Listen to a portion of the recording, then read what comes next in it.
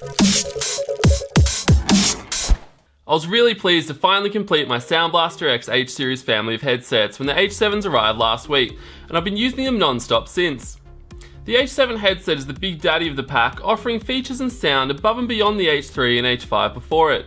With only a few details revealed to date, I've been very curious to see what exactly the H7s offer over its predecessor, and having tested them for a solid week, I've been suitably impressed. Let's take a look now so I can share my insights into this very awesome headset. The design of the H7 is very similar to that of the H5. They share the same padded leatherette headband which extends down to the same shaped ear cup arms, this time though in a cool looking brushed black metal as opposed to silver. The ear cups are the same size, shape and build, although this time the X on the Sound BlasterX logo is illuminated for quite a nice looking effect. Looking further down the headset, we find the same detachable noise reduction microphone, which is thin and light, with one of the easiest, longest and most pliable mic arms that I've seen to date on any headset. The tip comes with a supplied and simple wind buffer that can be popped off and on if for some reason you ever wanted to take it off. The design of the headset is just simple, without looking plain.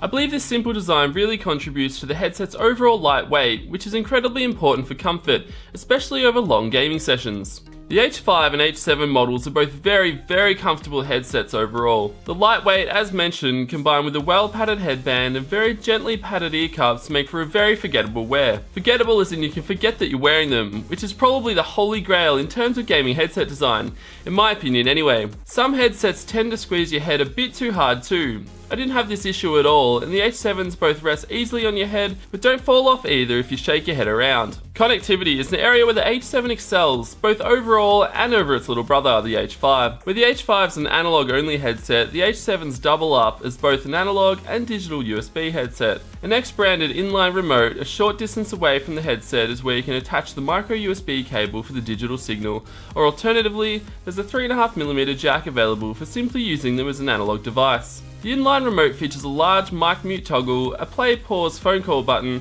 and then lastly a volume wheel.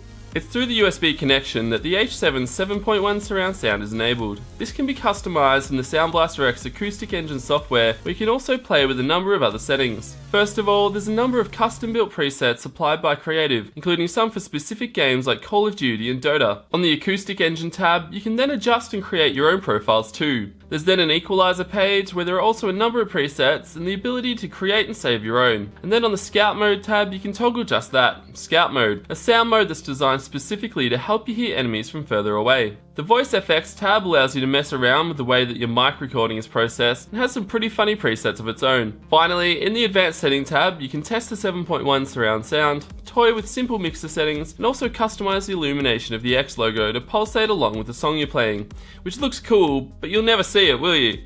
The sound performance of the H7s is fantastic, as you'd expect. It features the same angled 50mm full spectrum drivers that were found in the H5s, and these amount to some very good quality audio for a gaming headset. These sounded good by default in movies, music and games, and then with the Acoustic Engine software you can really customize the sound to suit whatever you're playing. The 17 presets though will probably cover most people. I only really switch between the music profile and Call of Duty for first person gaming. The mic quality is good, as you can hear on my test now. It's one of the better gaming headset mics I've heard, probably only eclipsed by the Polk Striker Pro P1, but the difference is fairly negligible once you're using a service where the quality is limited by the upload, such as Discord, Skype, or most in-game chat functions.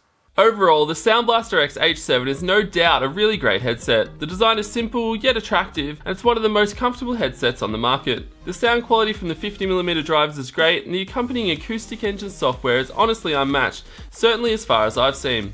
In regards to pricing, the H7 is available on ebay.com.au right now for $167 Australian dollars, which is an extremely good price considering the H5 can only be had for around $150. At those prices, it's really a no-brainer for the extra features. In the USA, the H7s can be had for $130, or the H5s can be picked up for about $96. The two headsets feature the same audio drivers, but if you want out-of-the-box surround sound, additional USB connectivity, and the additional software options, then the H7s are what you need. Thanks for joining me for another Sound BlasterX headset review. I'm your host Matt as always, and I'll see you guys next time.